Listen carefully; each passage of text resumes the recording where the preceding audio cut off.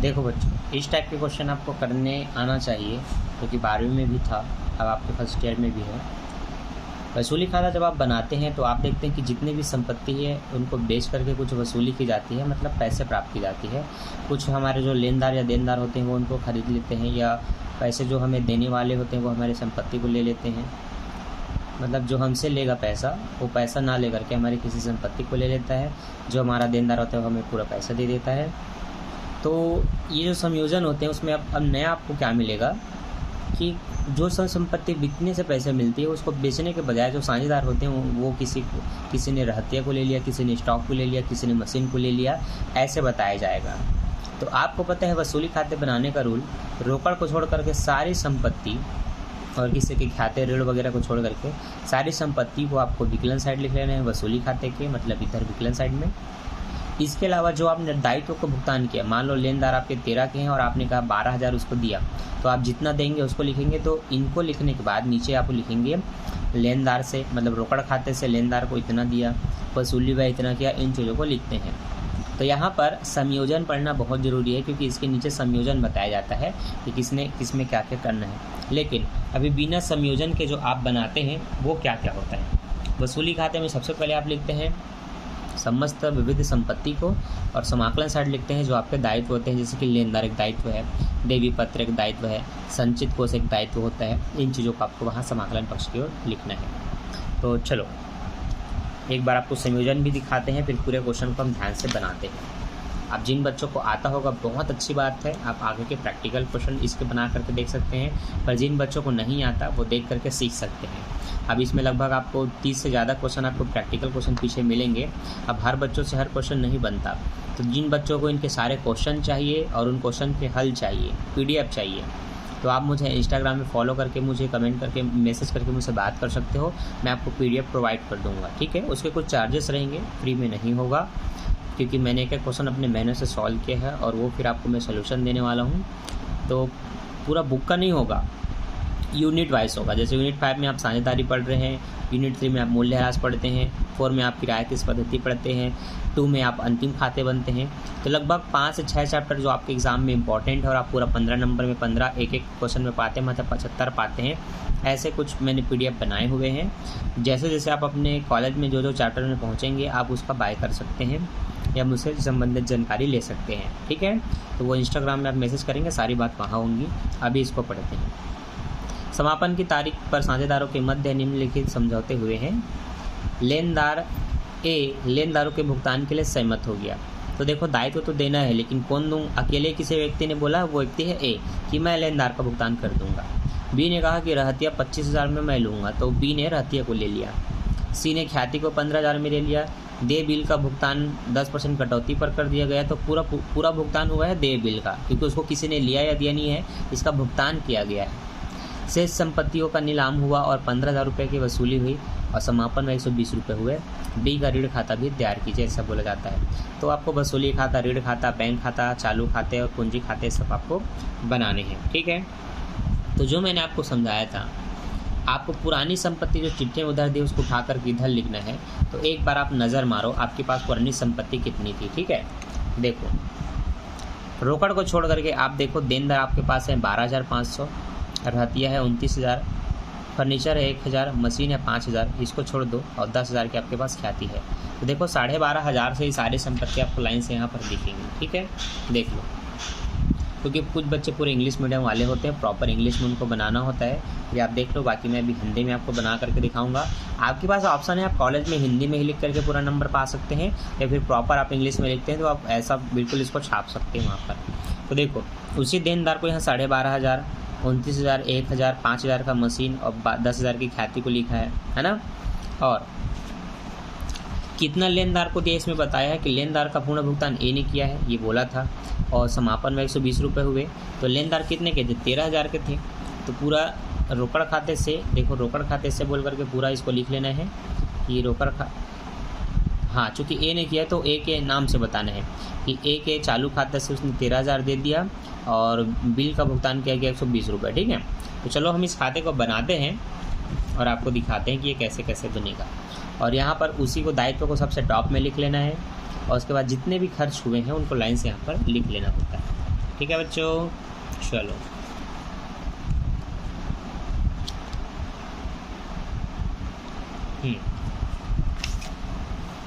तो ये रहा क्वेश्चन पे ही नज़र रखना है, कहीं और इधर उधर नहीं देखना है, सिर्फ क्वेश्चन।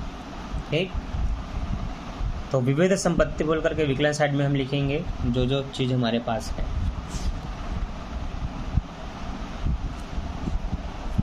अच्छा देखो, कॉलम आपको तैयार कर लेना है। मैंने कॉलम तैयार कर लिया है। चूँकि उदाहरण 3 सॉल्व कर रहे हैं तो आपको उदाहरण 3 लिख लेना है। मैं पहले इसमें क्वेश्चन 15 बनाने वाला था तो मैंने 15 लिखा। ठीक है, ये देखो,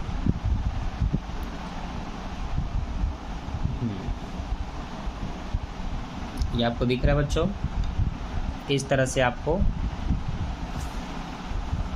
वसूली खाते का बीचों बीच शेडिंग डाल करके इनको उतार लेना है और इनको बना करके देखना है। ठीक है, चलो अब मैं इसको थोड़ा जूम कर लेता हूँ ताकि आपको ये बेटर दिखे। ठीक, और क्वेश्चन भी दिखना चाहिए, दोनों बात है। तो चलो क्वेश्चन भी दिखाते हैं आपको।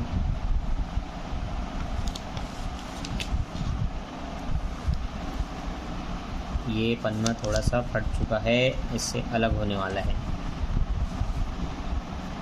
देनदार, रहतिया, फर्नीचर, मशीन और ख्याति। 1 2 3 4 5 चीज़ें हैं। मैं पहले इनका नाम लिखता हूँ, आप भी लिख लेंगे एक हेडिंग दे करके। हेडिंग क्या रहता है?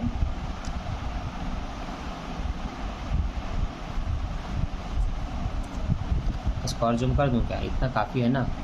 ठीक है, चलो देखो, टैप कर लिया जाए इसको ताकि बार बार हिले ना। सबसे पहले आपको हेडिंग देना है विविध संपत्ति।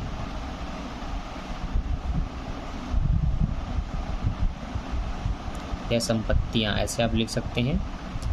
इसके बाद आपको लिखना है पहला आपका था देनदार,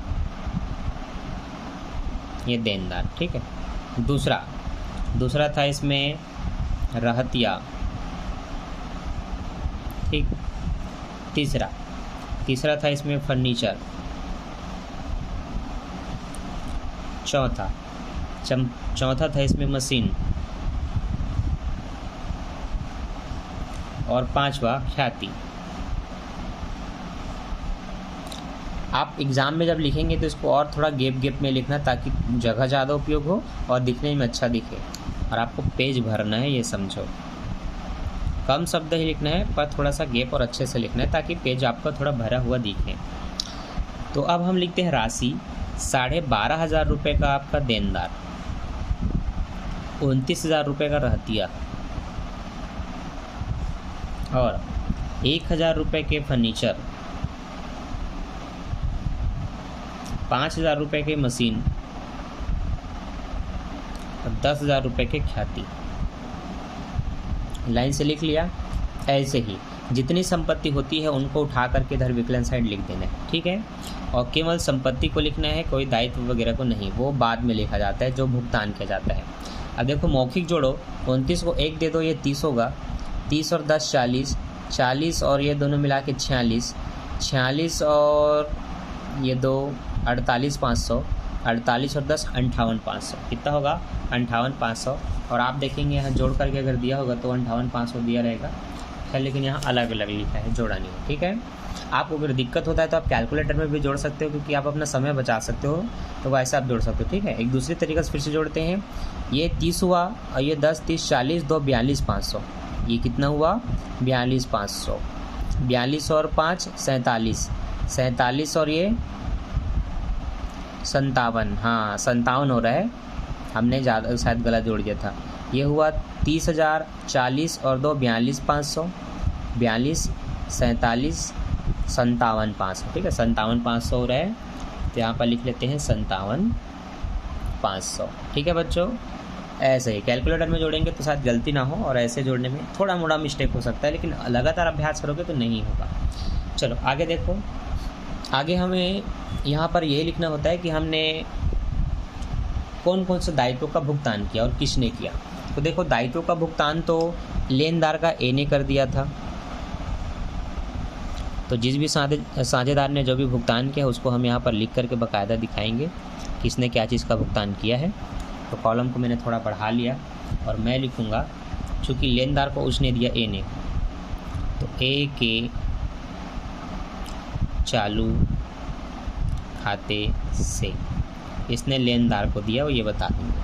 अब कई क्वेश्चन में क्या होता है, चालू खाते नहीं बनते तो अपने पूंजी से देते हैं, तो पूंजी खाता से ऐसे बोलते हैं। तो कितने का था लेनदार, 13,000 का, तो पूरा 13,000 रुपये हम यहाँ पर लिख लेंगे। ठीक है। अच्छा, शीश में मैं इसको भी बढ़ा दूँ।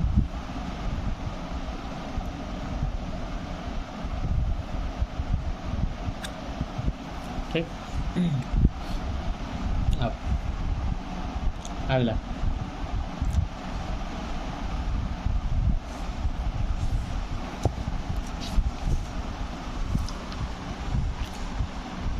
लेनदार का भुगतान तो ए ने किया, लेकिन देय बिल का भुगतान 10 रुपये की कटौती पर किया गया। तो मान लेते हैं 500 का देय बिल होगा, तो 10 रुपये नहीं दिया गया, मतलब 490 रुपये दिया गया। समापन में 120 रुपये हुए। अब देय बिल देखो कितना था, देय बिल था सच में 500 का ही है। 500 में आपने 10 रुपये नहीं दिया, लेकिन बाकी पूरे पैसे लौटा, मतलब आपको छूट मिला 10 रुपये का, तो आपने पूरा पैसा दे दिया। अब किसने दिया नहीं बोला है, तो आप इसको रोकड़ खाते से बोलेंगे। क्या बोलेंगे, रोकड़ खाता से देय बिल बोल कर आके आप यहाँ पर ब्रैकेट में बता देंगे 490 रुपये लिख लेना है। फिर लिख लेना है, फिर रोकड़ खाते से यहाँ पर आपको बता देना है व्यय। ठीक है, आधा हुआ रहेगा ये व्यय का भुगतान क्या, 120 रुपये। ठीक, इस तरह से इन सबको लिख लेना है। तो सबसे पहले आती है संपत्ति, फिर जो दायित्व भुगतान कर दिया गया उनको नहीं किया जाता तो यहाँ नहीं लिखते। ठीक है। अब इस तरफ आते हैं। इस तरफ सबसे पहले क्या रहेगा उसको समझो। इस तरफ सबसे पहले रहता है आपका दायित्व। तो सबसे पहला दायित्व क्या है आप ये बताओ। सबसे पहला दायित्व है आपका लेनदार। तो सबसे पहला आप हेडिंग लिखोगे विविध दायित्व। क्या लिखोगे, विविध दायित्व, जिसमें सबसे पहला था लेनदार, दूसरा था देय बिल। ठीक, लेनदार थे आपके 13,000 के, दायित्व था आपका देय बिल था आपका 500 रुपये का। ठीक है, और क्या था,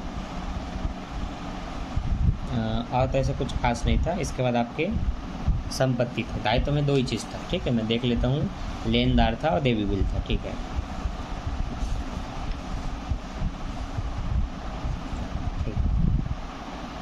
संचित कोष को इसमें नहीं लिखा गया क्योंकि संचित कोष को ये लोग पूंजी चालू खाते में अपना बांट लेंगे। तो इन दोनों को जोड़ेंगे बच्चों, तो ये होगा आपका 13,500। ठीक है।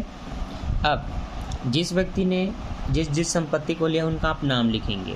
तो मैंने आपको संयोजन दिखाया था, बी ने रहतियों को 25,000 में लिया था, तो बोलेंगे बी के चालू खाते को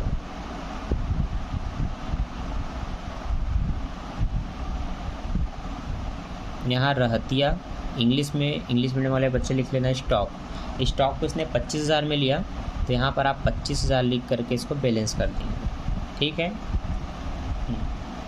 इसी प्रकार अब कितना लिखना है, सी ने ख्याति लिया था, तो आप बोलेंगे सी के चालू खाते को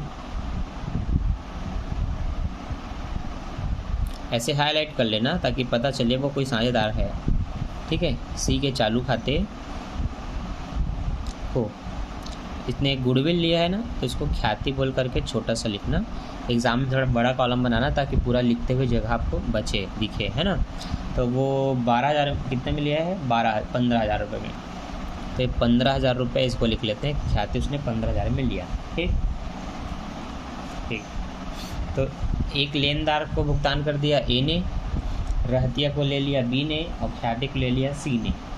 अब शेष संपत्ति जो बची थी वो नीलाम होकर के 15,000 रुपये मिला। तो जिस संपत्ति से नीलामी करने से पैसा मिलता है उसको रोकड़ खाते को बोल करके लिखते हैं। तब तक मैं अपने इस कॉलम को थोड़ा बढ़ा लूँ। तो बच्चों मैं आपको भी पूरा अमाउंट दिखाऊंगा, मतलब पूरे खाते को दिखाऊंगा। चलो ध्यान दो, रोकड़ खाते को बोल करके लिखना है।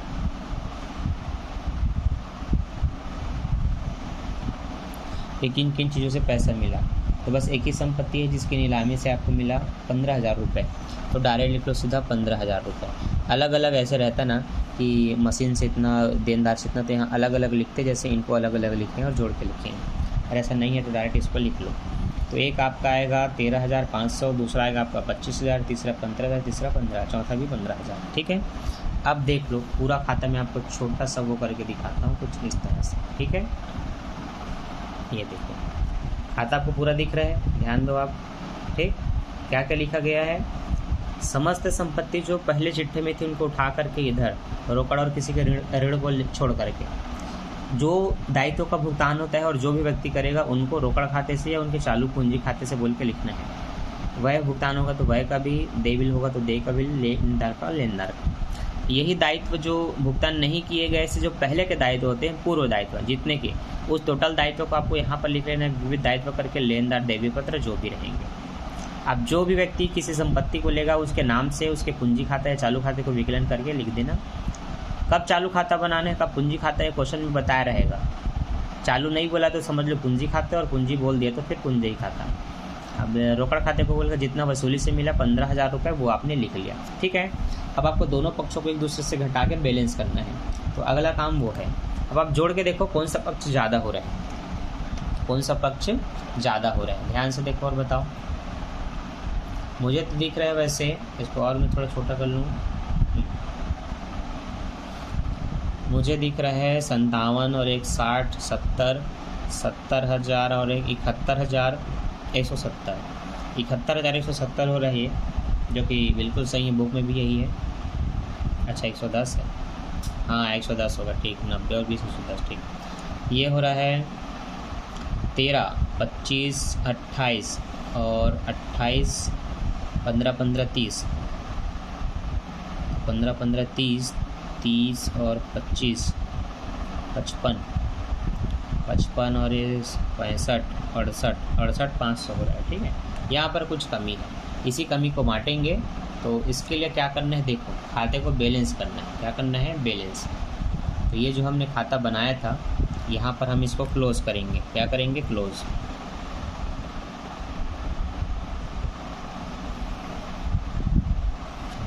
इस तरह से। तो जब भी आप खाता बनाएं बस इतना ही लाइन खींचो, कम से कम एक्स्ट्रा ना हो। एक्स्ट्रा में दिक्कत होगा, रबड़ रख के फिर आपको मिटाना होगा, और पेन से करोगे तब तो फिर गए। तो पेन से लाइन मत खींचना, सिर से खींचना, ताकि आप अपने लाइनों को मिटा सको। क्योंकि कई बार कुछ चीज़ें छूट जाती हैं, कुछ एक्स्ट्रा हो जाती हैं, या गलती से कॉलम बहुत बड़ा खींचा जाता है तो अच्छा नहीं दिखता आपका खाता। अभी एकदम कॉम्पैक्ट और अच्छा दिख रहा है। आपको लिख लेना है जितना आपका टोटल आया था 71,100, कितना लिखना है, 71,110।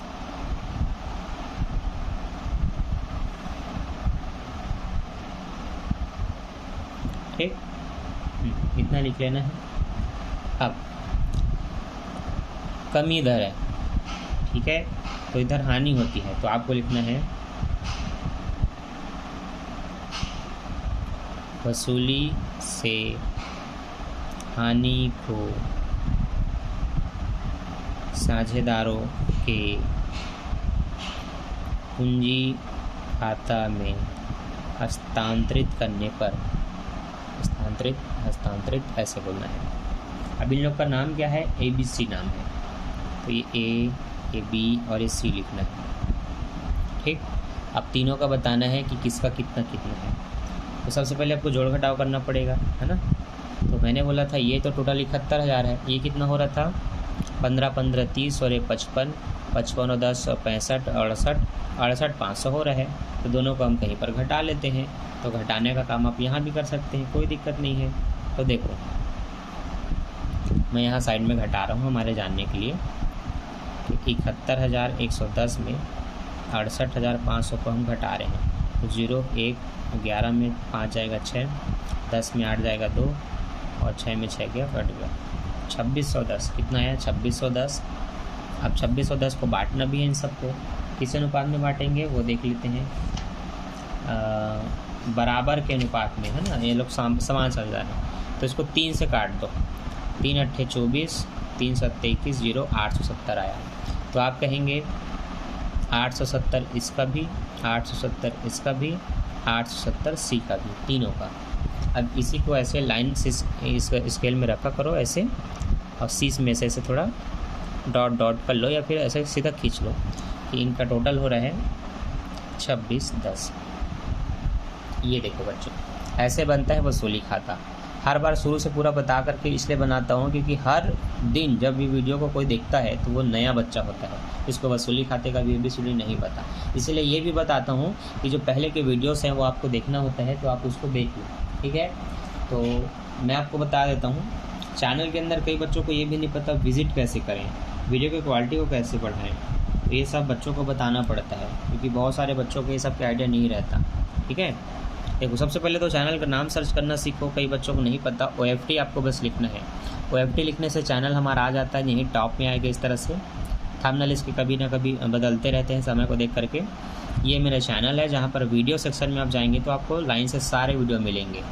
तो ये साझेदारी फर्म का विघटन यूनिट 5 करके अभी हाल ही में अपलोड हुआ था, 2 दिन हुआ है कि वो वीडियो है। ऐसे ही आपको ये 3 अध्याय ये 12वीं के हैं, ठीक है, ये 11वीं के हैं, ये सेकेंड ईयर के कॉर्पोरेट हैं, ये सब आपको लाइन से मिलेंगे। तो जिस भी कक्षा के आप हैं, जो भी आपको चाहिए आप वो देख सकते हैं। तो आपको क्या करना है, प्लेलिस्ट में आकर एक बार ढूंढना है कि अभी जो मैं आपके यूनिट 5 के लिए बना रहा हूँ वैसा कुछ आपको प्लेलिस्ट मिल रहा है कि नहीं मिलता है तो आप मुझे कमेंट करना, लेकिन जैसे मिलता है तो आप वहाँ पर अंदर जा कर के देखेंगे, ठीक है। तो जो फाइनेंशियल अकाउंटिंग मैं पूरा पढ़ा रहा हूँ फर्स्ट ईयर में, उसका एक प्लेलिस्ट है जो कि ये है, जो आप सबसे पहला वीडियो देखे होंगे वो ये है। यहाँ पर 114 से ज़्यादा वीडियो हो चुके हैं। ये वीडियो आपका पूरा बेसिक है 11वीं और फर्स्ट ईयर दोनों के लिए, पहले चैप्टर से पूरा आपका जनरल एंट्री तक के 6 चैप्टर का। और यहीं पर आप बहुत सारे अपने क्वेश्चन को पाते हैं जो अभी आप सीख रहे हैं। इसमें बस आपको पार्टनरशिप का ज़्यादा नहीं मिलेगा। तो चूँकि मैं जितना भी हल करते जा रहा हूँ इनका प्लेलिस्ट बनाने वाला हूँ, ठीक है, तो वो आप वहाँ से इसको देख सकते हैं। चलो, तो अब आपको वसूली खाते के बारे में बताया जाए। हाँ, कई चीज़ें मैं आपको लाइव बताता हूँ तो वो लाइव सेक्शन में मिलेगा, तो आपको उसको वहाँ से देख लेना है ना। प्लेलिस्ट अलग होता है, लाइव सेक्शन अलग होता है, अबाउट सेक्शन अलग है। इन सभी में आप जा कर के बिल्कुल चेक करें। कम्युनिटी गाइडलाइंस में आपको कुछ नोटिफिकेशन मिलते रहता है, आप उसको भी देख सकते हैं क्या कुछ नया आ रहा है आपके लिए।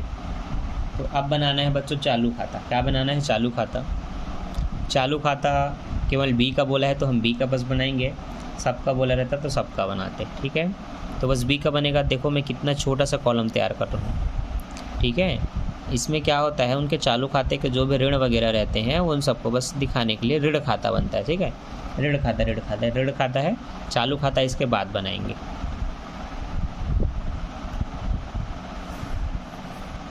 तो देख लो कैसे मैं कॉलम खींच रहा हूँ, स्केल में आपको ऐसे ही खींच के इसको तैयार करना है।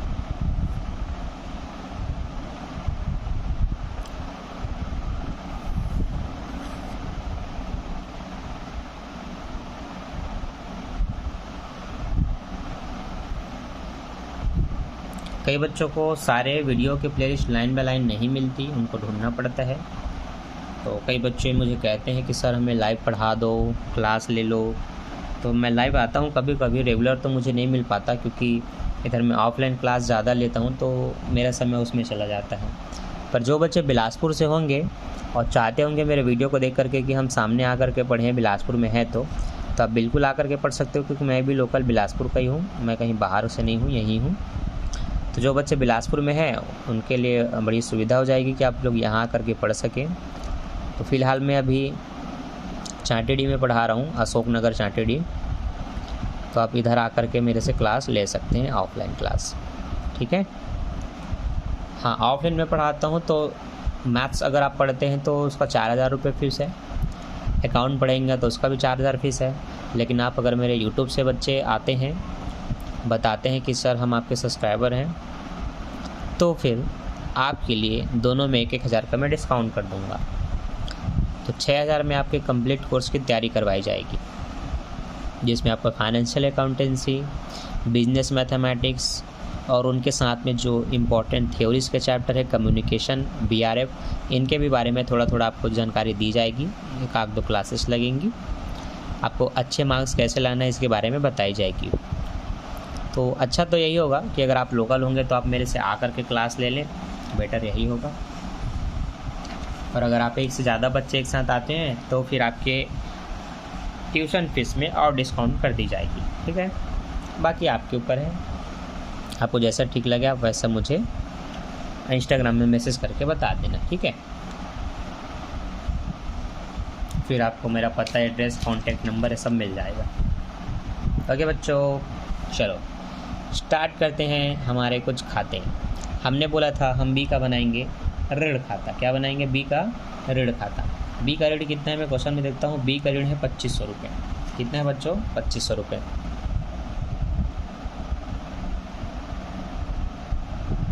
ऐसा लिखना है, बी का ऋण खाता।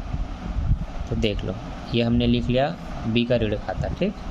ऐसे ये मत लिखना, इसका जगह आप ऐसे ब्रैकेट बना लेना, वो गलती से मेरे से वाला डॉट एक्स्ट्रा होगा, ठीक। यहाँ पर क्या लिखना है? बस विवरण राशि यही लिखना है। तो देख लो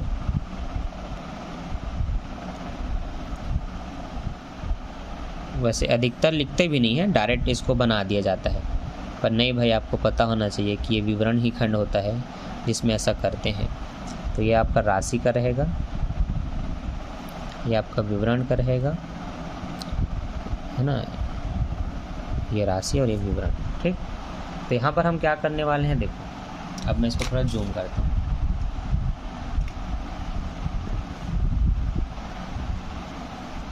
तो इन्होंने ऋण लिया है, ठीक है। तो इनके ऋण खाते में पैसा आ जाता है। तो ये पहले विवरण लिख देता हूँ ताकि ये पता रहे, और ये आपका राशि है मतलब अमाउंट है। तो यहाँ पर आपको रोकड़ खाते से बोलना है। क्या बोलना है? रोकड़ खाते से 2500 रुपये, ठीक। इंग्लिश में इसी को टू कैश कह देंगे, टू कैश अकाउंट, ठीक है बच्चों। यहाँ पर आपको शेष लाया गया, ये शेष लेगा, ये आपको लिख सकते हैं बाय बैलेंस BD वही 2500 रुपये, ठीक है। ये फिर से राशि या अमाउंट लिख सकते हैं, ठीक। ये बन गया, ठीक है, देख लो ये बन गया। अब यहाँ से जो बन रहा है वो साझेदारों का चालू खाता है। क्या है? चालू खाता। तो उसका नाम पूरा लिखना पड़ेगा, साझेदारों का चालू खाता, ठीक है। हाँ, फिर से कह रहा हूँ, बुक होगा तो आपको ज़्यादा अच्छे से समझ में आएगा। क्वेश्चन देखते जाएंगे और समझते जाएंगे कि कौन सी राशि कहाँ से आ रही है और क्यों किधर लिख रहे हैं। बुक नहीं होगा तो दिक्कत है, फिर ऐसे में फिर आपको PDF लेना तो अनिवार्य हो जाता है। साझेदारों का चालू खाता, साझेदारों का चालू खाता, ठीक, ठीक है। चलो देख लो, ठीक है, क्लियर है। सबसे पहले याद रखना, चालू खाते में पूंजी को नहीं लिखते। पूंजी को छोड़ करके जितनी चीज़ें इनको मिलनी होती है, वेतन, कमीशन, ब्याज, ऋण वगैरह, इन सबको लिख लेते हैं, ठीक है। तो ये आपको पता होना चाहिए, पहली बात। तो नहीं पता है तो आपको थोड़ा ध्यान देना पड़ेगा। अब क्या क्या चीज़ें इनको मिल रहा है आप उसको देखो। सबसे पहले तो सामान्य संचय क्वेश्चन में था, वो बटेगा, तो पहले उसको लिख लो। सामान्य संचय, सामान्य संचय को रिजर्व बोलते हैं। क्या बोलते हैं? रिजर्व। मैं लिख रहा हूँ सामान्य संचय, ठीक है। जिसको जितना जितना मिलेगा उसको उतना उतना दे देंगे। तो 3000 का था सामान्य संचय और सबको बराबर बढ़ना है, तो 1,000 रुपये आएगा। तो देखो मैं सबके में 1,000 रुपये लिख देता हूँ। तो 1,000 रुपये इसको भी दे दिया, 1,000 इसको भी दे दिया, 1,000 इसको भी दे दिया, ठीक। सामान्य संचय बढ़ गया। इसके बाद क्या बढ़ना है? वसूली से जो इनको लाभ हानि होता है, तो 870 की लाभ हानि हुई थी। तो अगर बैलेंस इधर आता है तो उनको चालू खाते के विकलन पक्ष में लिखेंगे। तो मैं वो भी लिख देता हूँ, वसूली से हानि। क्या लिख सकता हूँ? वसूली से हानि 870, 870, 870, ठीक है। अब क्या है, इनके चालू खाते का शेष रहता है, कई बार उनको शेष लाया गया बोल के टॉप में लिखते हैं। तो कितना है शेष, मैं वो देख लेता हूँ। तो चालू खाते का शेष इनका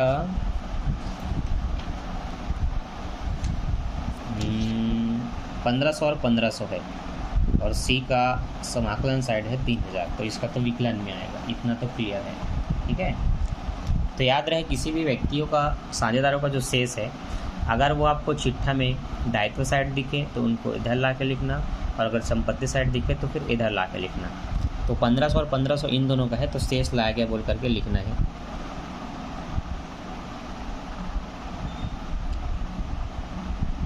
पंद्रह सौ, ठीक। ऐसे मैं भी लिख लिया, आपको भी लिख लेना है, ठीक है। अब जिसने जिस संपत्ति को लिया है उसको दिखाओ। तो 13,000 रुपये का ख्याति लेनदार का भुगतान किया था ए ने, तो जो ये लोग भुगतान करेंगे उसको इधर लिखना है, जो ले लिया उसको इधर लिखते हैं विकलन साइड। तो ए ने भुगतान किया था 13,000 रुपये, तो उसको लिखेंगे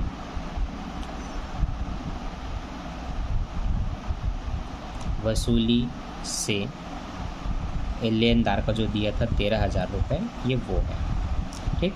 ऐसे लिख लेना है ताकि हमारी जानकारी रहे ये पैसा कहाँ से आया। तो जब भी कोई साझेदार किसी दायित्व का भुगतान करेंगे उसको यहाँ लिखना होता है उनके कॉलम में, ठीक। अब बाकी दोनों ने ख्याति और एक ने स्टॉक और रहतिया को लिया था।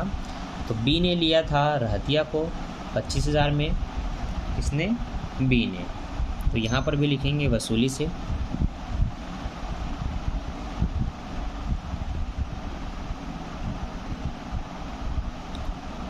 तो ये 25,000 रुपये में बता करके रहतिया लिख रहा हूँ, ठीक। दूसरा, फिर से वसूली लिखना है आपको। एक ने क्या लिया था, ख्याति लिया था, सी ने कितने में लिया था, 12 या 15,000, 15,000 में ख्याति लिया था, हाँ, तो ये पूरा 15,000 रुपये लिख दिए, ठीक है, याद रहेगा। और मैंने बोला जैसे इनका शेष इधर था 1500 रुपये का, क्योंकि इन्होंने लाया था। तो सी का तो शेष समाकलन साइड था संपत्ति तरफ, तो उसको ला के विकलन में लिखेंगे। तो इसका जो शेष लाया गया है वो इधर रहेगा। तो सबसे नीचे लिख रहा हूँ, टॉप में वैसे लिखना होता है। सी तीसरा व्यक्ति है और इसका पैसा यहाँ रहेगा, तो ये 3,000 रुपये कुछ तरह से लिख लेना, ठीक। बस अब और कुछ नहीं है, अब बस जोड़ घटाव होगा। क्या होगा, जोड़ घटाव। एक पक्ष को दूसरे पक्ष से जोड़ घटाव करना है। तो सी का ये वाला पक्ष हो रहा है 18,750, लेकिन इस वाले पक्ष में केवल 1,000 है, तो 18 में एक गया 17,870, 50 ने 70 है ना। तो इस तरह से कुछ बैलेंस होगा। अब फिर से इसको अब छोटे कर देते हैं ये। अब आपको पूरा ध्यान से देखना है, पूरा, ठीक है, जो जो कुछ होगा इधर।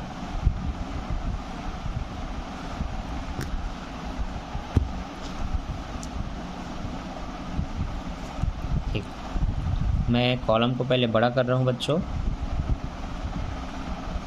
आप मेरे साथ बना रहे होंगे तो आपका भी अगर ऐसे छोटा बना होगा तो इस कॉलम की लाइन को आप थोड़ा और बढ़ा लेंगे, ठीक है। चलो अब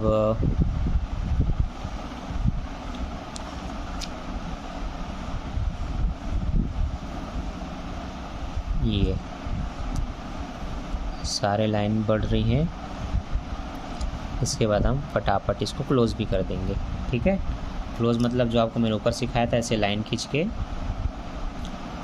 ये पूरा ऐसे बंद कर दो, ठीक। सेम चीज़ आप यहाँ भी कर दो।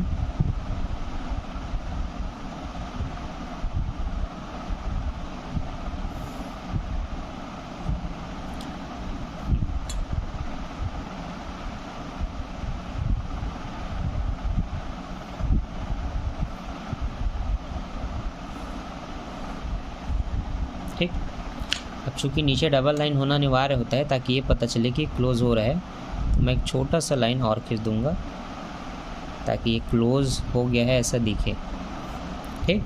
कुछ इस तरह से दोनों बराबर खींचना, मैंने ठीक से वो जमाया नहीं था तो कुछ यूँ हो गया।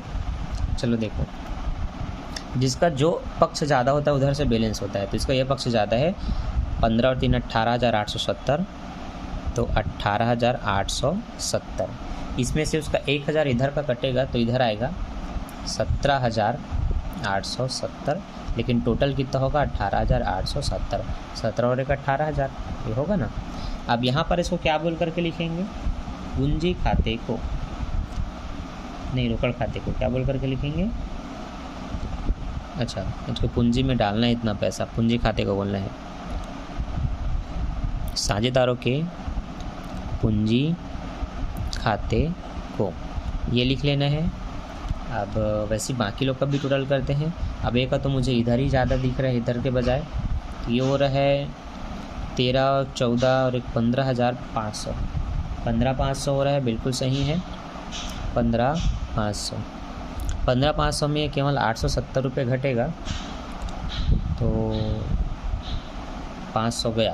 अब उसमें से 370 और घटाना है, तो 300 भी गया, 14,700, 700 में 70 भी गया, 630, 14,630 आएगा। अब इधर तो टोटल हो चुका है, इधर कमी है तो इधर लिखेंगे, क्या बोल करके लिखेंगे, एक ही पूंजी खाते को, है ना।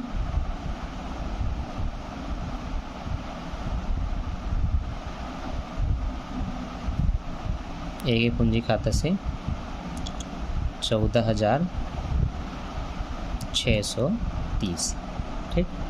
बी का ये वाला पक्ष ज़्यादा है, 25,800 समथिंग, 870, ये तो पूरा 15,500 होगा, ठीक है। तो बी का हम 2500 काटेंगे, 2500 तो 2,000 पहले जाएगा तो ये 23 हो जाएगा, इसमें से 500 जाएगा तो ये 3 हो जाएगा, 23,370 आपका आएगा, ठीक है। तो यहाँ लिखेंगे 23,370, ठीक। टोटल आपका 25,870, ठीक है। अब ये देख लो पूरा एक साथ, ठीक। चलो और मैं छोटा कर देता हूँ ताकि पूरा दिखे। अब ऐसे ही आपको बनाना है इसका चालू खाता। चालू खाते में पूंजी में छोड़ करके जो संचय, जो इनके चालू खाते का शेष रहता है, जो वसूली से इन्होंने जो भी भुगतान किए रहते हैं, वो जो प्राप्त किया उनको इधर लिख करके दोनों पक्षों को आपस में जोड़ घटा देते हैं। हाँ, पुनर्मूल्यांकन वसूली से जो भी लाभ हानि हुआ है उनको भी यहाँ लिख लेना है, लाभ हुआ है तो इधर, हानि हुआ है तो इधर। बस फिर देख लो शुरू से क्या क्या बना। सर्वप्रथम आपने बनाया वसूली खाता, ठीक है। फिर आपने बनाया बी का ऋण खाता, ऋण खाता बनाने के बाद फिर आपने बनाया चालू खाता। अब आपको बनाना है पूंजी खाता। क्या बनाना है, पूंजी खाता। देख लो एक क्वेश्चन आपका 1 घंटा खाता है अगर हम आपको समझा करके बनाए, लेकिन यही क्वेश्चन जल्दी कब होगा, जब सब चीज़ बना बुनाया होगा, बस आपको केवल समझाना होगा। तो यही काम आधे से भी आधे टाइम में हो जाएगा। जैसे मान लेते हैं इसमें 50 मिनट लग रहे हैं, तो उसमें आपको लगभग 20 मिनट में या उससे भी कम टाइम में वो क्वेश्चन समझ में आ जाएगा। तो इसीलिए आपके पास एक PDF होना ज़रूरी है। अब जिन बच्चों ने बुक ले लिया है ठीक है, जिन बच्चों ने बुक नहीं लिया है आप क्या करो, उससे कम दाम पे आप यहाँ पर PDF ले लो, आपको इसमें क्वेश्चन भी मिल जाएगा और उसके सोल्यूशन भी मिल जाएंगे। तो आप जब चाहे घर में उसको बना करके देख सकते हैं, एग्ज़ाम टाइम में उसका देख करके रिविज़न कर सकते हैं। तो बुक आती है 400-500 की, अलग अलग जगह पर अलग अलग रेट में बिक रही है वो, अपनी लागत के हिसाब से, ट्रैवलिंग चार्ज कितना हो रहा है उसके हिसाब से। तो आप देख लो बच्चों, फर्स्ट ईयर में आए हो, अभी एडमिशन वगैरह आपका नहीं हुआ होगा तो बुक तो लेना पड़ेगा, रेगुलर के छात्र हो तो ऐसा टीचर्स आपको कहेंगे बुक लो, नहीं भी लोगे तब भी चलेगा, PDF है सर बोल देना। और जो इम्पोर्टेंट चैप्टर वो पढ़ाएंगे वही मेरे पास रहेगा, आप देख करके उससे कॉलेज में भी उपयोग कर सकते हैं और अपनी पढ़ाई कंटिन्यू कर सकते हैं, ठीक है। चलो तो जिसको जैसा ठीक लगे मुझे इंस्टाग्राम में बता देना, ठीक। और कोई भी इंक्वायरी हो, आपको पर्सनली और कुछ भी जानकारी चाहिए कॉलेज से संबंधित, तो आप मुझे वहाँ पर फॉलो करके मैसेज कर सकते हैं। तो क्योंकि मैं समय समय पर आपके लिए कुछ नोटिफिकेशन, इंपॉर्टेंट नोटिस लाते रहता हूँ कॉलेज से संबंधित, नौकरियों से संबंधित, तो आपको उसमें पता चल जाएगा, ठीक है। चलो ये हो गया।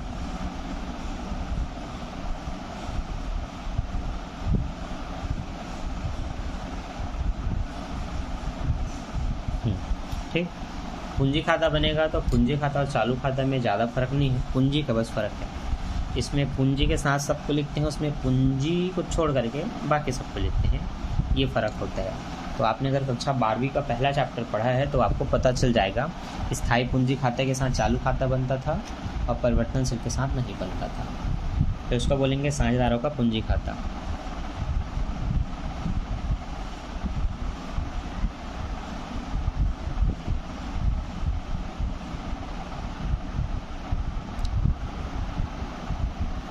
साझेदारों का पूंजी खाता। अब इनका नाम क्या रहेगा वो भी देख लो। एक्स वाई नहीं है, A B C, A B C, ठीक, क्लियर। चलो आगे बढ़े। इनका पूंजी देखो कितना है, और पूंजी आपको जो क्वेश्चन का चिट्ठा होता है उसमें टॉप में दिया रहता है, ठीक है। टॉप में देखो चिट्ठा है और ये आपको नीचे, ये तो सबसे टॉप में दिया रहेगा पूंजी 20 10 10, ठीक है, ये होती है, इनको आपको लिखना होता है। तो जब मैं बोर्ड में पढ़ाता हूँ ना तो समस्या यही हो जाती है कि बोर्ड में पढ़ाते समय कैमरा तो टंग रहेगा पीछे स्टैंड में। अब मैं आपको कहाँ से क्वेश्चन दिखाऊँ, इतना दूर से क्वेश्चन भी छोटा छोटा दिखेगा, फिर सॉल्व कर रहा हूँ, काफ़ी दिक्कत हो जाता है। इसलिए मैं डायरेक्ट ऐसा वीडियो बनाता हूँ। इसमें दिक्कत होता है तो आप मुझे कमेंट करके बता सकते हैं, ठीक है। तो पूंजी खाते में सबसे पहले शेष लाया क्या बोल करके पूंजी लिखना है, जो कि एक का 20,000 था, बाकी लोगों का 10,000 था, ऐसे 20,000 10,000 और 10,000, ठीक। इसके बाद चालू खाते का जो शेष था उसको लिख लेंगे, ठीक है, चालू खाते का। तो चालू खाते का शेष जो आपने बनाया था, देखो कुछ लोगों का जो शेष था वो इधर था, कुछ लोगों का जो शेष था वो इधर था। तो इन्हीं को आज अपोजिट डायरेक्शन में कर देना है। जिनका शेष इधर आ था उनको इधर लिख दो, और जिनका इधर जा रहा था उनको इधर लिख दो, ठीक है। तो 2 जने का इधर था, बी और सी का, ए का इधर आया था तो ए का इधर लिख दो। ए का कितना था, ए का था आपका 14,630, ठीक है, तो उसको लिखेंगे।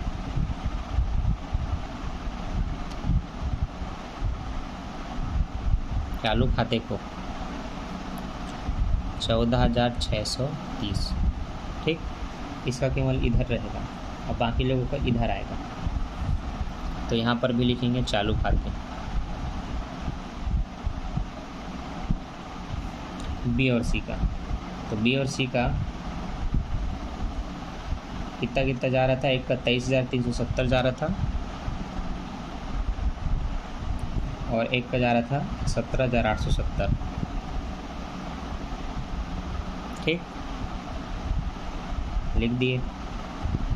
अब क्या होगा, जोड़ कर देखो 34,630, संचय वगैरह सब उसमें बढ़ चुका है। तो अब बढ़ चुका है तो बार बार उसको नहीं बांटेंगे, उन्हीं का जो टोटल बच के आ रहा है उनको लिख लिया समझो। तो ये हो रहा है 34,630, तो इसका टोटल उतने ही लिखना है 34,630। अब इसको क्लोज करना पड़ेगा, तो इसके लिए हमारे पास स्केल है जिसकी क्षमताओं का पूरा हम उपयोग करने वाले हैं।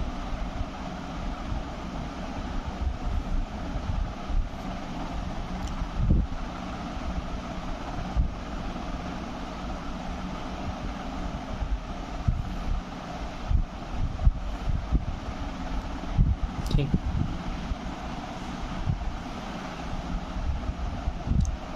34,630, यहाँ भी कितना रहेगा 34,630, ठीक।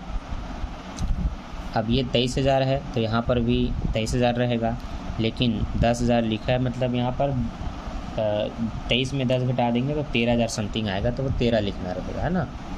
अरे अब उसके लिए तो जगह ही नहीं है, तो चलो मैं काम करता हूँ, यहीं लिख देता हूँ, इस लाइन को मिटा देता हूँ, मतलब यहाँ नीचे में टोटल कर लूँगा।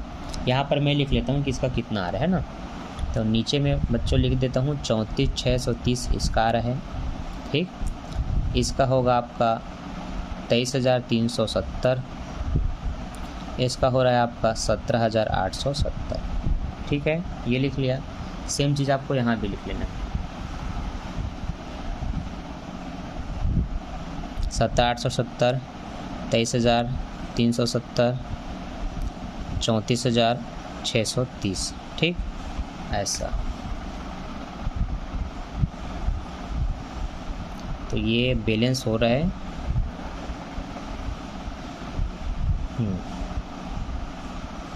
ये ऐसे बैलेंस कर देना है। ठीक, और इसी को ऐसे थोड़ा से मिला लेंगे।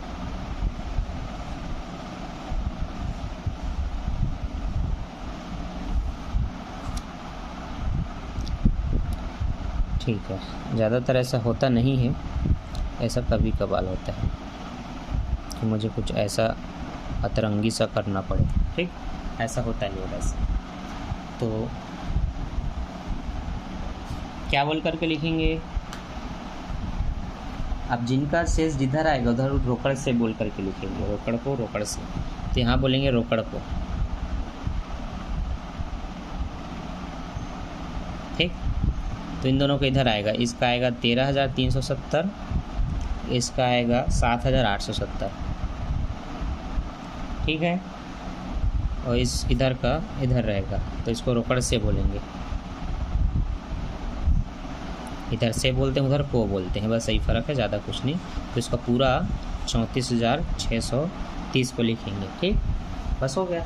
देखो, अब गलती था वो भी गलती जैसे नहीं लिख रहे, तो बस इतना ही करना होता है। अब बनेगा आपका रोकड़ खाता। चिट्ठा भी बनता है पर इसमें चिट्ठा नहीं बोले, इसमें रोकड़ खाता बोला है। तो देखो बच्चों, रोकड़ खाता कैसे बनेगा?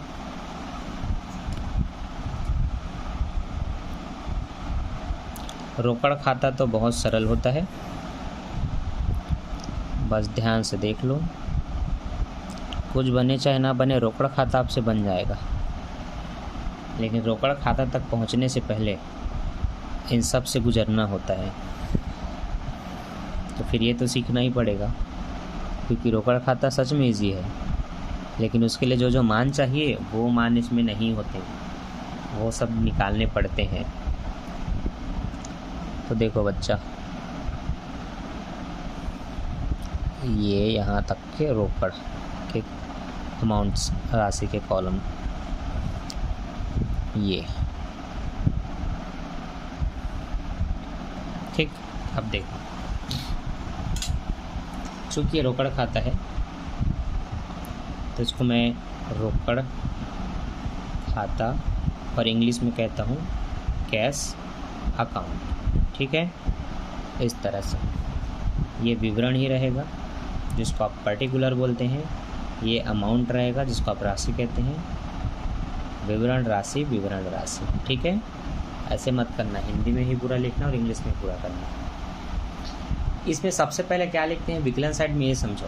डेबिट साइड हम हमेशा जो हमारे पास रोकड़ पहले से उपलब्ध होता है उनको लिखते हैं। जिस संपत्ति से हमने रोकड़ को छोड़ करके समस्त संपत्ति को लिखा था उस रोकड़ को लिखेंगे। तो वो रोकड़ आप देख सकते हैं 1500 का है। कितने सौ का है? 1500 का। तो उसी को यहाँ शेष लाया गया बोलना है। क्या बोलना है?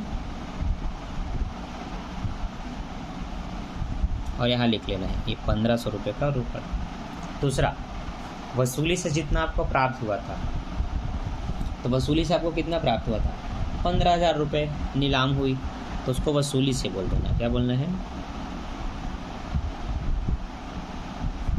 15,000 ये बोल देना। ठीक है, तो हमने बोल दिया वसूली से 15,000 रुपये। बाकी के जो दो चीज़ें थी उनको तो इन्होंने ले लिया था, तो उनको हमने उसको बांट भी दिया और उनके हिसाब से इनका शेष निकाल दिया। ठीक है, तो ये पूंजी खाते का जो शेष है उनको लिखना है।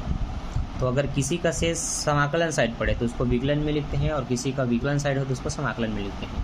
तो इन दोनों भाई साहब का तो इधर है बी और सी का, तो इसको लिखेंगे बी के पूंजी खाता से, सी के पूंजी खाता से।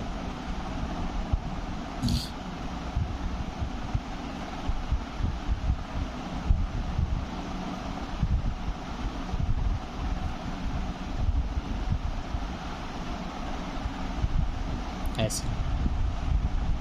ठीक, तो बी के पूंजी खाता से कितना लिखेंगे? 13,370। सी के कितना लिखेंगे? 7,870। ठीक, ऐसे ही लिखना है। अब इसको देख लो, इसमें आपको उनको लिखना है जिनका भुगतान करना है। तो जब भी पूंजी खाते में से इधर आता है तो समझ लो रोकड़ से उसको देना है, तो जो देना है उनको इधर दर्शाना है। आपने अब इससे पहले लेनदार को दे दिया, देवी पत्र को दे दिया, वसूली व्यय कर दिए, उन सबको लाइन से लिखो। तो सबसे पहले लिखो वसूली से, और बताओ कि एक व्यय को आप लिख रहे हैं जो कि कितने का था, 120 रुपये का, ठीक है। फिर आप वसूली से लिखो और बताओ आपने देय बिल को दे दिया 10 काट करके 490, तो ये लिख दो 490, ठीक है। अब आप बताओ आपने बी का ऋण, बी को आप ब कहते हैं, तो चलो मैं अब इसको ब्रैकेट में बी लिख देता हूँ, है ना। बी का ऋण, अरे इधर को लिखना है, इधर से इधर को, है ना। एक को रहेगा प्यारे बच्चों, इसको को कर लेना, क्या कर लेना, को। तो कितना है, 2500 रुपये का इसका ऋण, इसको देना होता है तो रोकड़ से बोल के यहाँ पर लिख, रोकड़ को बोल के लिख लेना। अब जो ए का था वो इधर था, इसको इधर लिखना है, ठीक है। ए के पूंजी खाते को लिख लो, 34,630, ठीक। अब सबको जोड़ के देखो, दोनों पक्ष बराबर होगा, तो जोड़ने के लिए अब आपका कैलकुलेटर का उपयोग होगा, ठीक है। चलो देखो,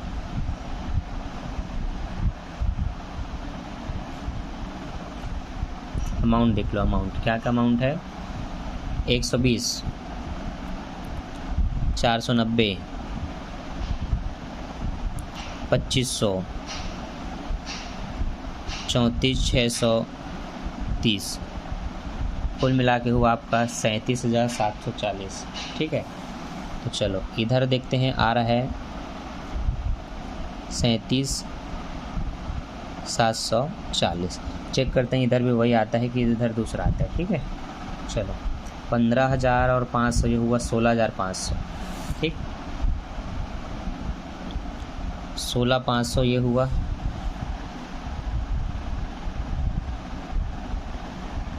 ठीक। दूसरा है आपका 13,370, दूसरा है 7,870, ठीक। यह भी हो गया 37,740, दोनों पक्ष बराबर आ गए, अतः हमारा रोकड़ खाता सही है। रोकड़ खाता और चिट्ठा दोनों में दोनों पक्ष बराबर आता है, कोई भी कम या ज़्यादा नहीं होता, तो ये आपको याद रख लेना है, ठीक है। अब इसको बैलेंस कर देंगे,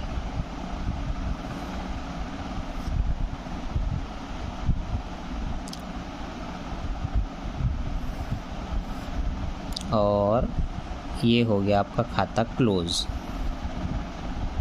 ठीक।